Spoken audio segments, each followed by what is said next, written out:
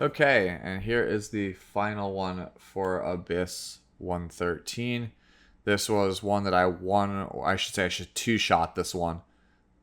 Because we were talking about how broken the Terran Guard Brutal Ferris team is, that we would just go in blind because it's a bunch of red damage dealers from what we can see. So it's pretty hard to deny that Terran Guard is probably going to be the best character versus anything that's primarily red because it just takes way too many turns. And then also we saw that there was a bunch of burns on Kawazu and Kawana, and Tamarin plus Kitty Clarissa gave us a ton of cleanses, so we were like, all right, we'll go with that. And then when we got in here, we saw Carbuncle Fluma's passive, which is if you have a Fire Soul Weaver, it's perma-stunned on this floor. So they must have known that Tamarin was vital to the success of this floor. So it was like, oh, okay. How do we beat it then? Because we can't use that. And then I was like, well, what if we just play Emilia? Because Emilia is a cleanser and attack buffer, and then she's also she can heal as well. So basically, we're just using Emilia as if she's blue Tamarin for this fight. And it's literally the same strategy as 112. So if you could clear 112 and you have Emilia or Deanne, I guess, congratulations, you can win this floor very easily.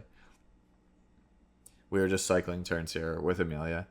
The big thing to note here, don't be like me, because like I said, this was my second entrance into 113. The first one, I obviously realized right away that Tamarin was completely useless. So this is basically my first real time in here with this comp. Don't be like me when you actually do decide to clear this. Switch to Emilia in the front. Do not put Roz in the front, because there's another passive on Carbuncle Fluma that I didn't realize until about halfway through the fight, which is that fire heroes receive 30% less healing. So you'll start to see when we get to the end of this phase that my Roz is going to end up dying very quickly, and I'm spending everything to keep him alive. So at this point, once you have all the adds in Immortality, you just have to wait them out for it to go away. But if your Kitty Clarissa has a decent amount of effectiveness, you will be able to S2 them and just take away all those immortalities. And that's super good because the ultimates on these guys suck. They do so much damage. So you really don't want to have to deal with that. Like when I was doing it with Tamarin, we were just trying to brute force our way through it, and I realized right away, like that those S3s, they hurt. So you'll see I use S2 here to blow them all away. And so that is why, like, I'm using it right there. Just you'll see, like, Roz takes a ton of damage from this. I had Terran Guard in the first run get one shot by one of these things, so I was like, no, we're not messing around with that. We're doing this for the CR push. Yeah, see, this is where I start to realize Roz has got no health here, and he's really just not healing at all.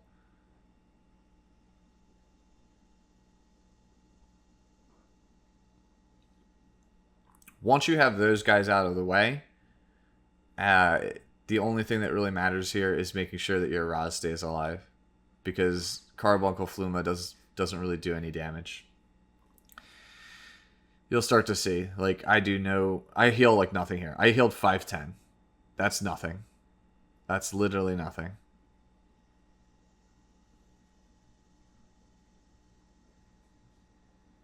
So, like, for the rest of this entire run, you're going to see my Roz is just trying to claw his way back to, a decent health total.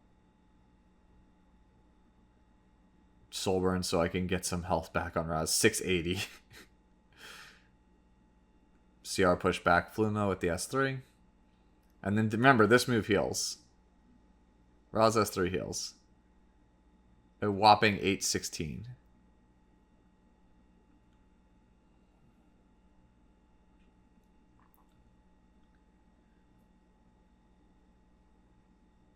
We're just trying to cycle turns as fast as possible without Roz getting hurt.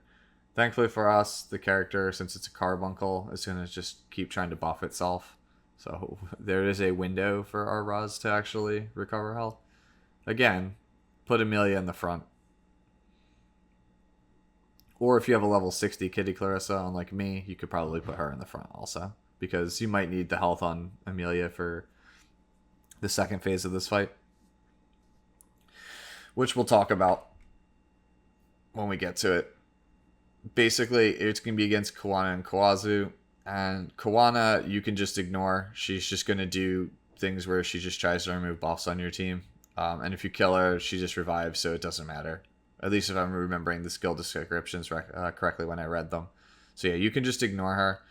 And then, I'll be honest with you, I don't really understand Ricardo, Kawazu's mechanics like at all.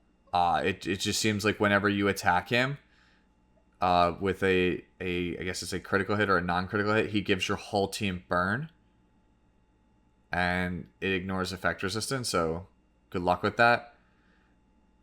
So what I learned from this actual run is that you can do the Terranor Guard loop, and it's perfectly fine because Kitty Clarissa, Raz, and Terranor Guard will all be protected by immunity from their skills, but Emilia will not. So how the second phase is going to end up working out is you have to burst Kawazu before Emilia dies from the excess burns, because she has no way to alleviate burns on herself other than her own S3, because you cannot target herself with her S2.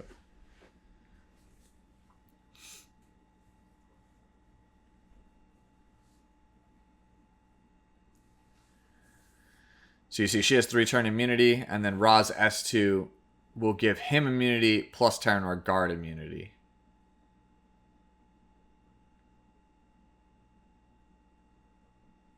That S2 there to get the burn off Terranor Guard, that was just me trying to figure things out. Honestly, in retrospect, it should have been Raz.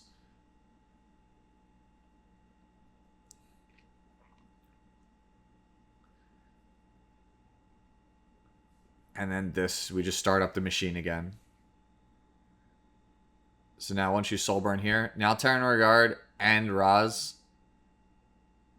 do not have they're immune, so they can't get burn stacks anymore. And you're just using Emilia S2. The cycle is basically the RTA cycle. If you don't know, S2, S3, S2, S1. You want to keep using that cycle to keep Emilia taking as many turns as fast as possible. And you'll see when she attacks, she gets a burn. The only way for her to get that burn off of her is if you you S3. So that's pretty much all you can do. Defense buff for protection. Even Kawazu, like we did with Lilius in the previous floor, you can see he doesn't really have a ton of health. And you chunk him pretty hard with Rage Set Terranor Guard when he's defense broken. Like you're slowly just grinding him down.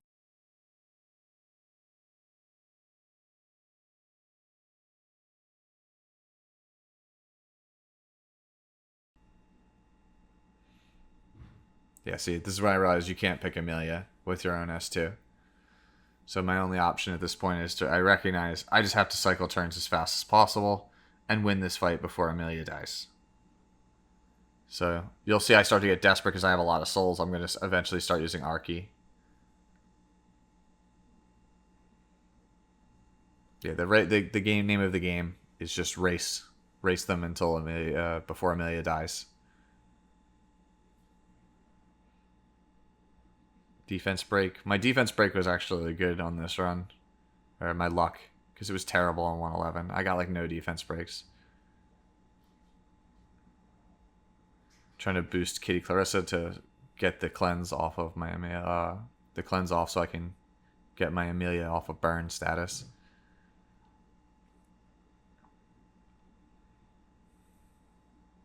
Yeah, Emilia really is the MVP here because she essentially functions like a blue Tamarin.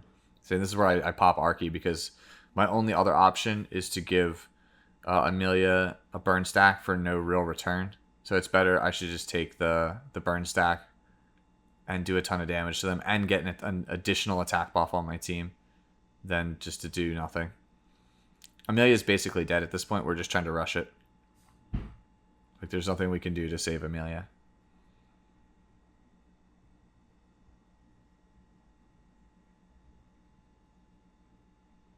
You see, we're getting to the point where we're gonna win here. So Emilia dies. This should boost up Raz. Raz cuts. S2. This is why we really want that fast Roz so we can cut in front of people. There you go. Another super simple, straightforward, Brutal Ferris comp in Abyss. So then I'll show you guys the gear here at the end. If you guys have already seen the gear from the previous video from 112, then you already know what it is. My gear has not changed on any of my characters for the most part. Roz is still in my Bassar gear on Warhorn, just go as fast as possible with an okay amount of bulk. He doesn't need to be crazy tanky. You need over 85 effectiveness. Terranor Guard is literally on, I believe, my Sigret's gear or my Biken's gear. It's one or the other. I'm sorry, we're going Kitty Clarissa first. Kitty Clarissa is just as fast as you can get her with Renon's Omen, so that way she can move, or Memorandum, so she can move as fast as possible. Terranor Guard, Rage Set. It's pretty much my Biken set of gear. You just want over 85 effectiveness, and then just Rage Set with good damage. And then here's my PvP Emilia. She's completely unchanged. Just high effector as what you don't need, and then just speed, health, defense. Mag Tome.